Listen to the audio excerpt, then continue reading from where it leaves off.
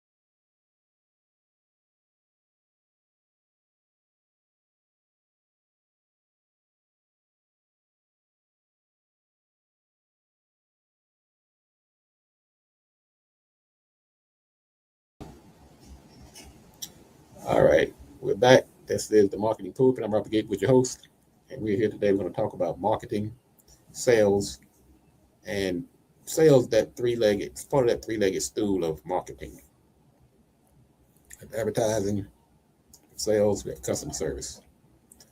And so, customer service, of course, retains the customers. Sales, it it converts them after you do a good job of advertising. So today we're going to talk about sales. Many companies make a mistake of assuming that the customers are looking for a particular service. They're actually looking for a problem to be solved, pain to be reduced, needs to be met. They come to Gatewood Marketing because they want more customers, they want more sales. If they can get that through a green cow, doesn't matter. They want the problem solved. They want the needs to be met. So we have to kind of move some of the emphasis about our company names, how many buildings we have, how many new vehicles we have. Are you solving the customer's problems? So we're going to talk about that today. So we're talking about less selling and more problem solving. Quick item in the news. Yeah, this caught my attention because I think it applies to just about everybody, particularly folks in business or anybody who has a little money. So there's two stories. Two of our beloved actors, Malcolm Jamal Warner and Chadwick Boseman. Both of these young men passed away in the last couple of years. Well, Boseman a few years ago. Malcolm Jamal Warner, I think he's like a year or two ago. They left behind a legacy, but they also left behind something that we see far too often in our community. They left intestate, in other words, without a will. So you have the Boseman brothers trying to get the wife removed as the executor or the administrator of the estate because they're saying when he left, when Chadwick left, he wanted half the money to go to his wife and the other half to go to his mom. Well, it's been almost 6 years and mom hadn't gotten a penny. So the brothers are saying, where's the money? So now they're trying to get her removed as the administrator so they can start getting some of this money. Then Malcolm Jamal Warner widow filed a law. Their family, his widow has filed a lawsuit claiming that it did not provide financial support for her and their young daughter. So these two issues, these two cases show that too many celebrities, too many people, period, are dying without a will. And you said, well, you might say to yourself, well, look, I don't have that much left. I don't have $1 billion in the bank or a million, like Malcolm Jamal Warner and Chadwick Boseman. It doesn't matter how much you have. That old car you have, that old clinker, it doesn't matter until you die. Then everybody wants it. One family member may not have a car at all. They feel like they're entitled to it. Another family member is a car collector, antique collector. He's like, hey, that's a classic. I want it. Other family member might just say they sell it and spread the resources among the family. Well, you can make that clear if you had a will. It's amazing what people fight about after you're gone. So you're not just doing this for yourself. You're doing it for the family members to sort this out. So your will determines how your assets are divided.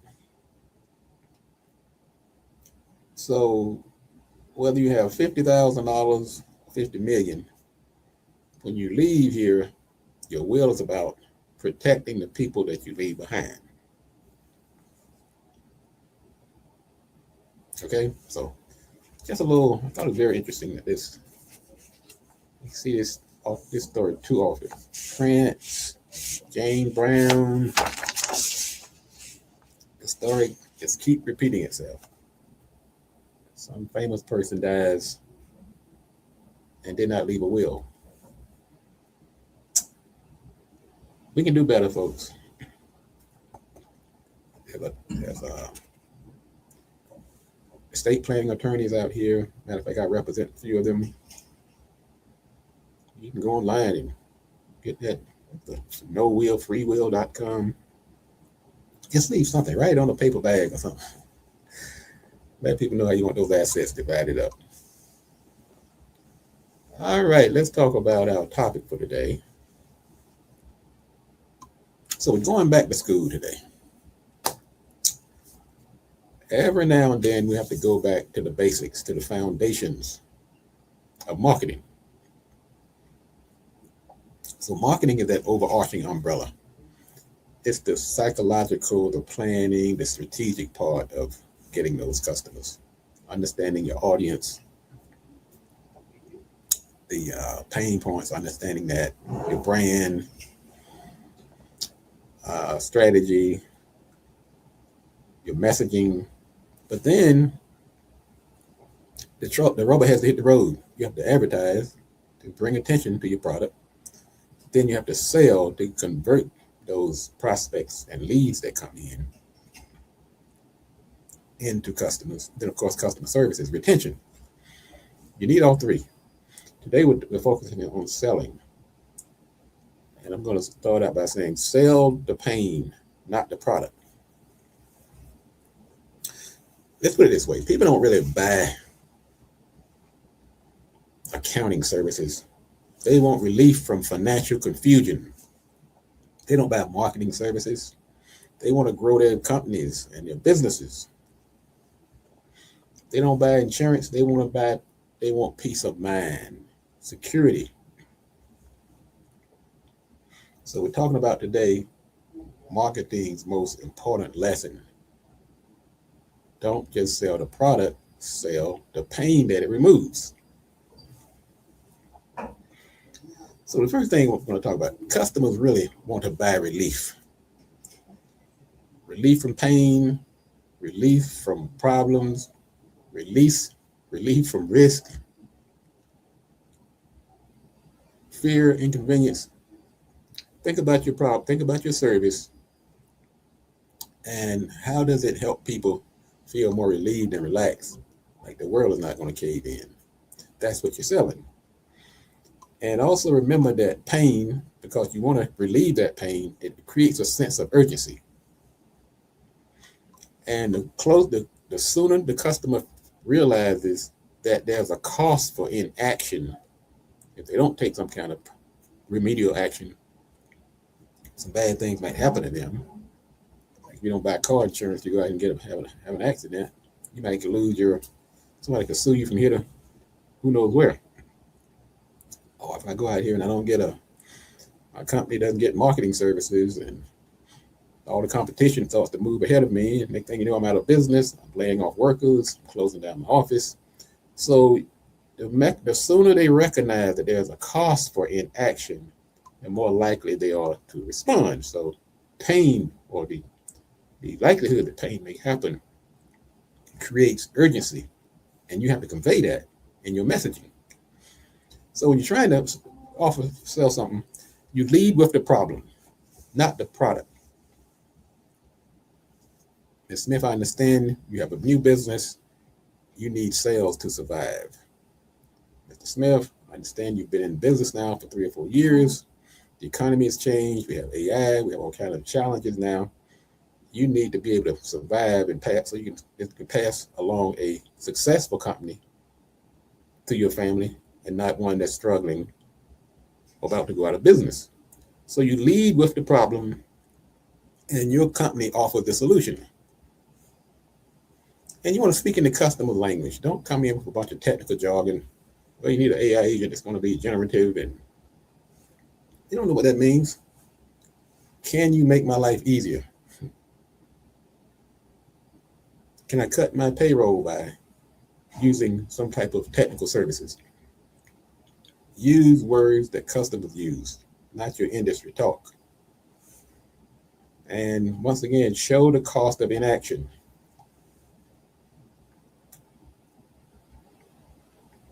Look, you say, look, I know you're spending more money than you need to. You're stressed. Your reputation's on the line. You're risking your health. You're missing out on opportunities. That makes people freeze and say, hey, wait a minute. Hold on there, Gate. Tell me more. And show them the transformation of what would happen where they are and where they can be. Right now, your phones aren't ringing. I notice you're laying people off. We put together a nice strategy for you. Get those phones ringing again, people coming to your website. Now you can go ahead and bring that person back you just laid off and start growing this company so you can have a legacy to leave behind. So paint that picture of what the transformation looks like. And this is interesting too. Your service is going to solve, there's going to be different pain points for different customers in your customer base. So if I'm a marketing guy, the pain point of somebody who's just starting a company may be different than somebody who's been out here for a while. Somebody who's just starting says, look, let me help you get your first customer. Oh, okay. Somebody who's been out here for a minute, you want to pass this legacy on, you want to be winding things down soon. You just want to make sure you're passing on a successful company. So the pain may be different for different segments of your target audience. And it's tempting to try to scare people to death, but sometimes that can be exploitive. You want to be empathetic, understanding, but not try to scare people to death. Because then people can see through that. That makes it sound less genuine. So don't try to scare. I mean, you might put a little bit of urgency in it, but you're here to provide a solution. Now, that solution, and they're not ready for it, that might scare them, but it's not because you're trying to scare them. You're just laying out the facts.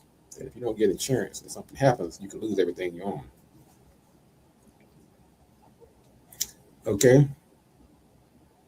And of course, they don't want to just take your word for it. Proof. Testimonials. I just had somebody contact me the other day. They wanted some content. It's a big book distributor.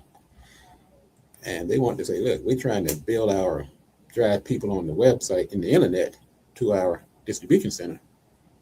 They're trying to become the next Amazon.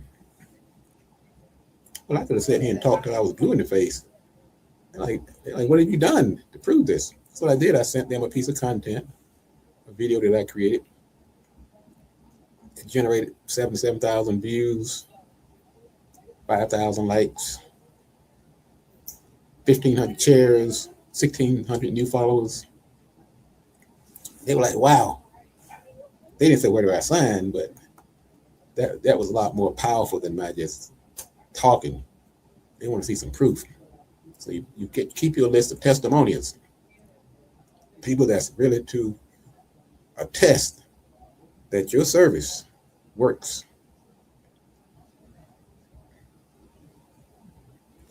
And put that on website. Get those reviews. Google. Yep. So proof makes it real. Testimonials. Now, if you don't have testimonials, trying to get testimonials, a quick way to do that is find somebody you just done some services for and do like a customer check-in. You don't call them up and say, look, I need a testimonial. You say, look, I'm just checking in to make sure the services that we offered you is doing what it's supposed to do. Man, people love that. Oh, okay, they'll talk to you all day because you make it about them. But if you call them and say, look, hey, I got this client I'm trying to get, I need some testimonials, man, they're going to find all kind of excuses. Oh, well, I'll call you back. I got to go pick up the baby from the babysitter. Got this phone call I got to jump on. A little inside information. Make it about them. Let's see. Next thing I want you to do is understand, make the next step easy. So you provided all this information, how you're going to eliminate the pain. You have the solution. Now what? you've got to now show them what to do next. Do we need to have another meeting? You need to fill out this form. You need to come by my office. You make a payment. Show them the steps. Lay it out. 1, 2, 3. So, good morning, brother Thomas. Attorney Thomas over there joining us this morning. Good brother. All right, let's see here. He said blue face with a white shirt. Sounds like an interesting color combination. Okay. Not sure what you're alluding to there, brother. Break it down for me. Break it down. So let me give you some examples here on how to make this selling thing work. You don't sell the website. You sell visibility, you sell credibility, you sell lost leads. If you don't get a website, that's how you sell it. You don't say, look, hey, I'm doing websites, I do good work. Yeah, right, but how are you going to solve my problem? You don't sell bookkeeping. You sell compliance, you sell clarity, you sell freedom from financial chaos.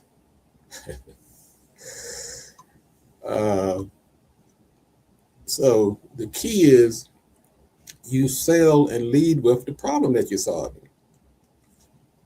And the reason I'm jumping on this topic today, because even though I'm an AI certified consultant, I am seeing this repeated cycle that we saw when the internet first came along, when social media first came along, that people jump on these objects, these, I don't want to say shiny objects, but for lack of a better word, and they expect them to be panaceas to solve all of their problems. And they forget, or they kind of steer away from some of the fundamentals. So every now and then I gotta go dust these fundamentals back off. The tools change, but the fundamentals do not. Whether you have AI, BI, EIO, you still have to understand how sales work. The internet didn't change that. Social media didn't change it. And AI is not going to change it. What you do, you take AI and help it compound, it expand it, make you do it faster and better. But you still have to go back to the fundamentals. Okay? Use an attorney. I don't need an attorney. I need to get out of jail if I'm in jail. If I need an IP attorney, I don't need an IP attorney. I need somebody to protect my copyrights. Okay? So you lead with the problem, the solution. So customers aren't lying awake at night wondering, wow, there's a great product out there. AI services, websites, he's a social media master. No, they want to know, can Gatewood help my company grow? Can he reduce my overhead costs? Can he make my phone ring? And if Gatewood can't do it, they want to go to somebody who can. So they're using AI not because they think that, well, this is going to solve all my problems. They think, well, maybe it can do some of these things that Gatewood can't do. But we still got to understand the basics. So let me give you some, just to kind of make it interesting. So I'm going to try to go through some industries very quickly before I close up to kind of make this tangible. So let's just say you have an advertising agency or you're a marketing person. You don't lead with, I provide digital marketing services. The pain point for that customer is that people don't know I exist, okay? So like I said, you might lead with, let me go out here and help you get your first customer. Or let me go out here and help you grow your sales, okay? Let's make it real. We're gonna make it. Let's not talk in generalities. Let's talk specifics for a minute. So if somebody comes to me and they're a nonprofit, they say, "Well, we're doing great work, but nobody is supporting us." You might lead with, "We'll help you increase awareness, donations, and volunteers." Now you speaking a language they can understand. Oh, that's what we need. So you're a law firm, for instance, and this particular law firm might be saying, "Clients can't find me online." So you might lead with, "We'll position your firm so that your clients, position your firm where your clients are searching for services like yours."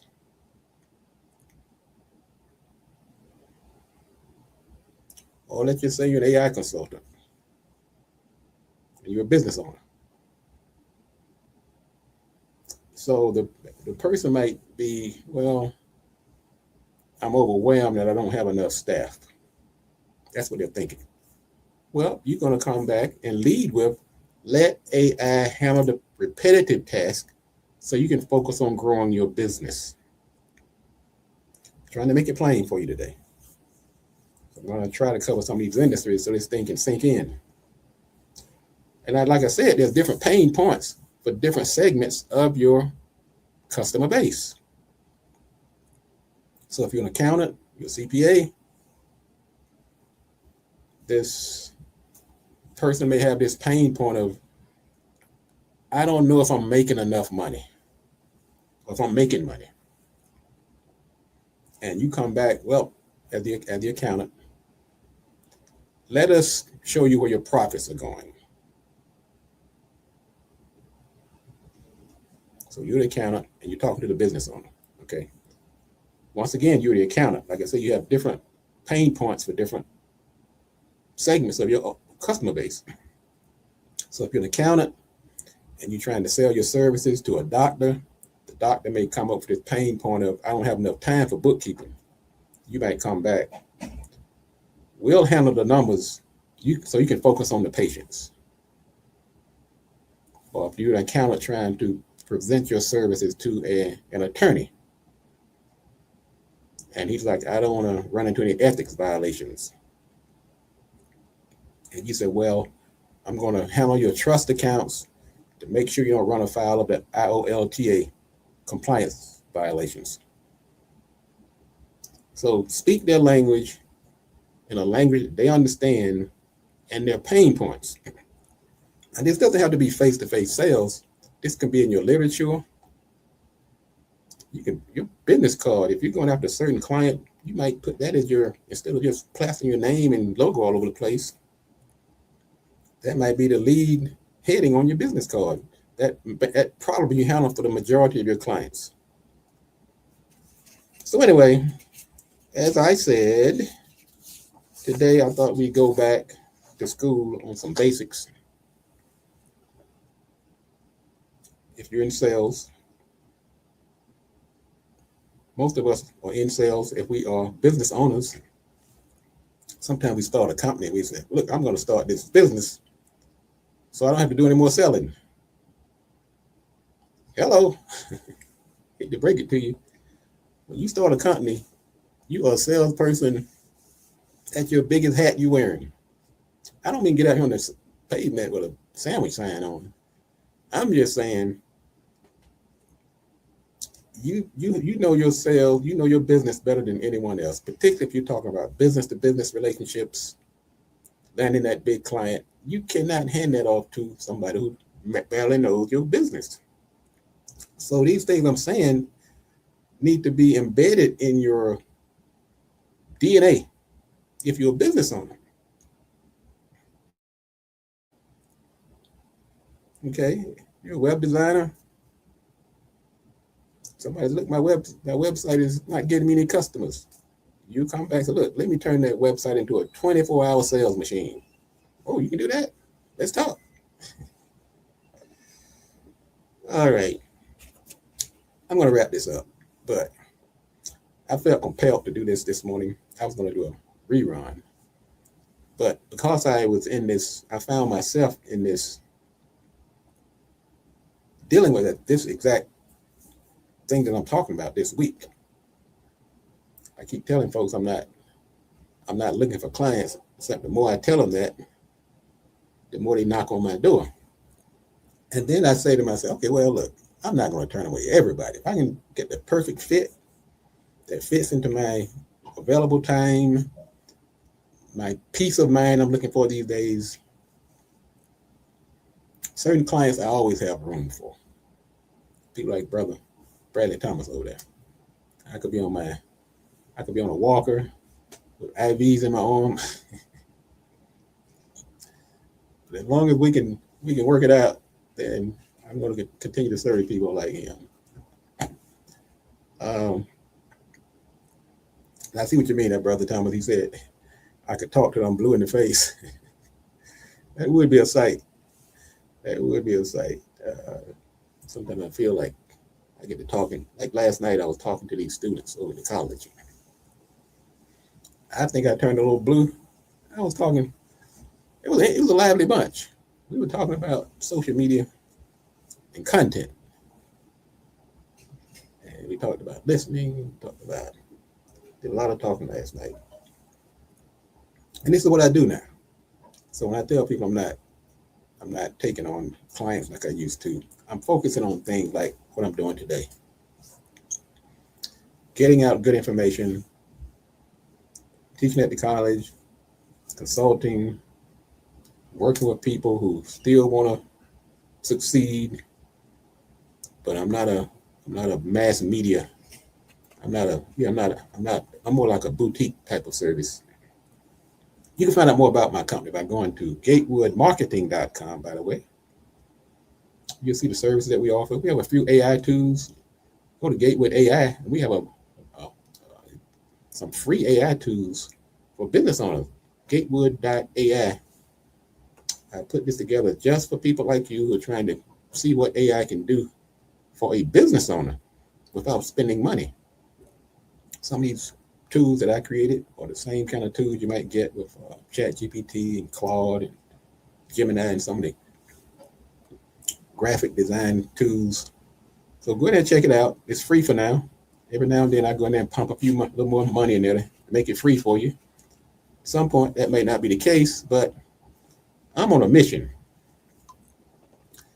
Not having the money is not a good enough excuse not to engage in marketing. That's like saying, I don't have any money, so I can't drink. So I can't afford water.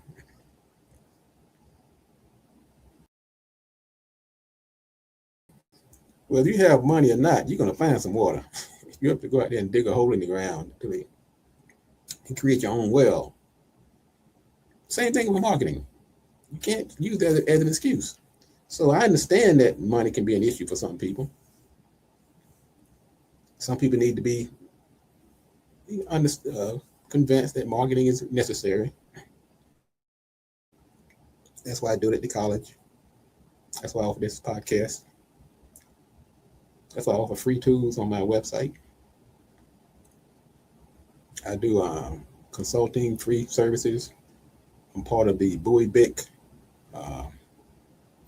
They call it. They have they offer free consultation services for. They call it Open Door. Go to BowieBick.com. They offer free services, and I'm a consultant for them. The Women's Business Center. So a lot of these services I'm out here, I just try to plug in to make sure that we stay caught up. I hate to admit that the government is letting us down. They're cutting services that should be helping small business owners. So somebody's got to pick up that slack. I'm going to do it as long as I can, as long as my coins allow me to.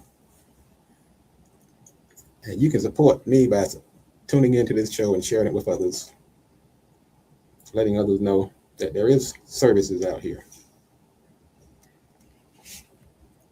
I was really particularly moved last year when we found out that 300,000 Black women were really exited the workforce, many of them involuntarily. And so when I hear those kind of stories, it's hard not to act. So here I am today. As long as I have a breath in me, I'm going to be beating this drum and shamming these bells to make sure that we have businesses in our community that can support and hire the people in our community, whether they're young people for the summer, some of our seniors in their golden years looking for work, and then full-time people during the day. But we have to build the businesses first. And to do that, we have to understand marketing, sales, and things like that. And therein lies my purpose, my reason for being my raison d'etre. Also, if you're in the DC area, go and register for the first Friday, sponsored by BLE Executive Suites, one of our clients and sponsors. They have 3 locations in the DC area: Largo, National Harbor, and College Park. I'll be there this couple of weeks from now, and I'll be there with Miss Candace Camille. She's going to be our presenter talking about health. You got to take care of your health too. Too many of my clients have left here.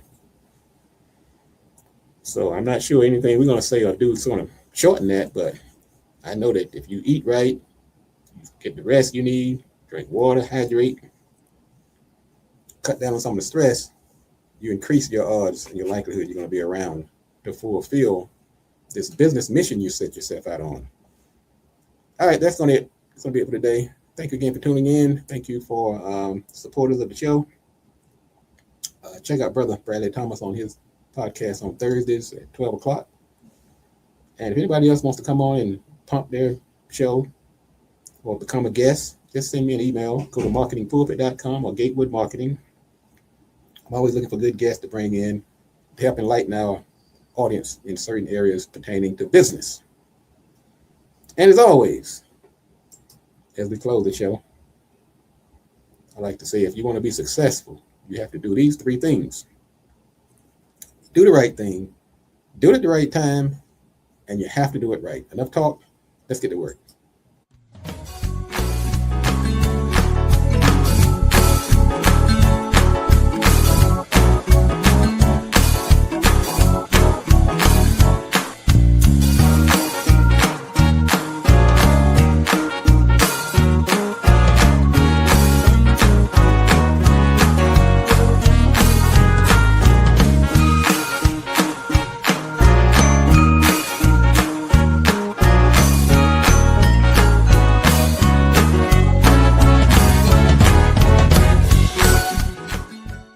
I'm really starting to wonder if I have a proper work-life balance. Why do you think that? I'm not sure. I just have a feeling. Why don't you ask your mom what she thinks? She probably knows you better than anyone else. I'm not sure she's the one to ask. She's still a little salty about that copy machine I gave her for her birthday. Hello, I need help. My husband was showing me his new gun and I think I accidentally shot him dead. Calm down, ma'am. First, we have to make sure that he's dead. Okay, I'll be right back.